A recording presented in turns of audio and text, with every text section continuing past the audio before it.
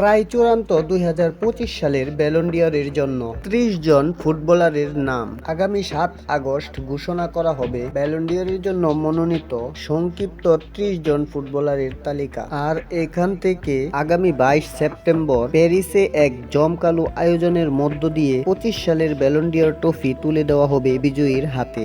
Ballon ডি'অরের জন্য একজন ফুটবলারের ব্যক্তিগত মানদণ্ড হিসেবে ধরা হয় এক মৌসুমের অর্জনকে। 2025 সালের ব্যালন ডি'অরের জন্য যে মৌসুমের পারফরম্যান্সকে সবচেয়ে বেশি প্রাধান্য দেওয়া হবে সেটা 2024-25 মৌসুম জুড়ে দারুণ পারফরম্যান্সের স্বীকৃতি হিসেবে পাওয়ার ক্ষেত্রে র্যাঙ্কিংয়ে এগিয়ে রয়েছে বেশ কিছু ফুটবলার, যাদের মধ্যে অন্যতম ব্রাজিলের রাফিনহা, ফ্রান্সের উসমান দেমবেলে, স্পেনের লামিন ইয়ামাল, পোল্যান্ডের রবার্ট লেভানডস্কি, মিশরের মোহাম্মদ সালাহ, পর্তুগালের বেটিনহার মতো ফুটবলাররা। তবে সবচেয়ে বেশি প্রতিদ্বন্দ্বী হচ্ছে ব্রাজিলের রাফিনহা এবং ফ্রান্সের উসমান দেমবেলের পাশে। কিন্তু পরিসংখ্যানে যেটা দেখা যাচ্ছে, ব্যক্তিগত পারফরম্যান্সের কাছে রাফিনহার ধারে কাছেও নেই উসমান দেমবেলে। মৌসুম জুড়ে দলীয় ট্রফিতে অবশ্য এগিয়ে আছেন ফরাসি এই তারকা। ইউরোপ সেরার মঞ্চ ইউফা চ্যাম্পিয়ন্স লিগে পিএসজি কে চ্যাম্পিয়ন করার কীর্তিতে অনেকটা হাত রয়েছে উসমান দেমবেলের। গোলের দিক থেকে রাফিনহার থেকে পিছিয়ে আছেন উসমান দেমবেলে। আর ফরাসি লিগের তুলনা যদি করা হয় স্প্যানিশ লিগের সাথে,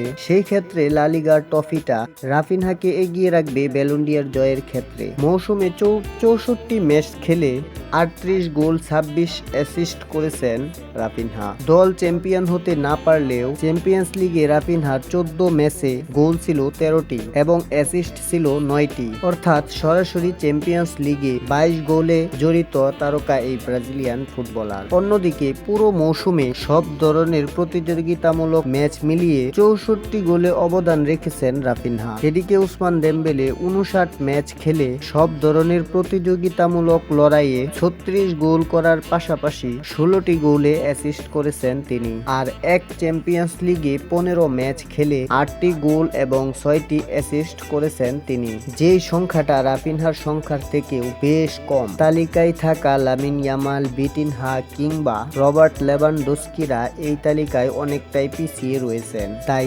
অনেকের মতে রাফিনহা এগিয়ে থাকবেন ব্যালন ডি'অর জয়ের ক্ষেত্রে। তবে ট্রফিতে এগিয়ে থাকা উসমান দেমবেলের ভোট কম নয়। তবে দেখা যাক, আগামী 22 সেপ্টেম্বর ঘোষণা করা হবে ব্যালন ডি'অর ট্রফির জয়ী। তো বন্ধুরা, সেই খবরটি সবার আগে পেতে আমাদের এই চ্যানেলটি সাবস্ক্রাইব করে রাখুন। আর ভিডিওটি যদি ভালো লাগে তাহলে অবশ্যই লাইক করতে ভুলবেন না।